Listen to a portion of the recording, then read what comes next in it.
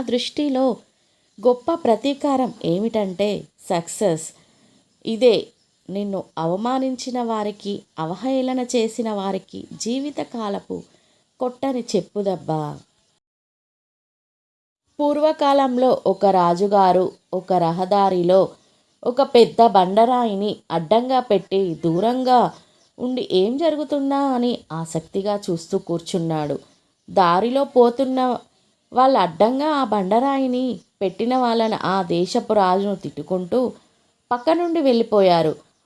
చాలాసేపటికి ఒక సామాన్యుడు రైతు అలా పోతూ అడ్డంగా ఉన్న రాయిని చూసి తన మీదున్న మూటను పక్కన పెట్టి ఆ బండరాయిని ఒక్కడే శ్రమపడి తొలగించి తన మూటను నెత్తిన పెట్టుకొని పోతుంటే అక్కడే ఒక బండరాయి ఉన్న చోట ఒక చిన్న సంచి కనిపించింది.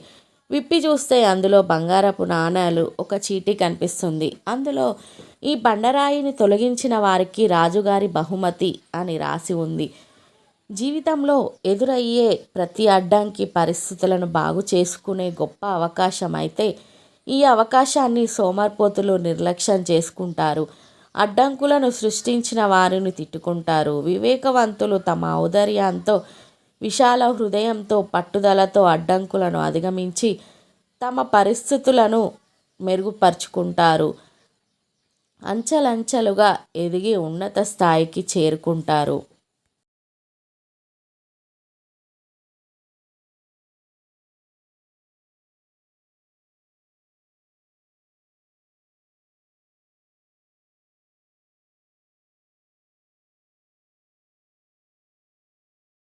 జీవితం ఒక ప్రయాణం. అందులో ఎన్నో సమస్యలు, ఎన్నో సంతోషాలు, ఎన్నో బాధలు, మరెన్నో పరిచయాలు. అవి అన్నీ కలిస్తేనే మన జీవితం. నచ్చినట్టుగా బ్రతకాలని అందరికీ ఉంటుంది.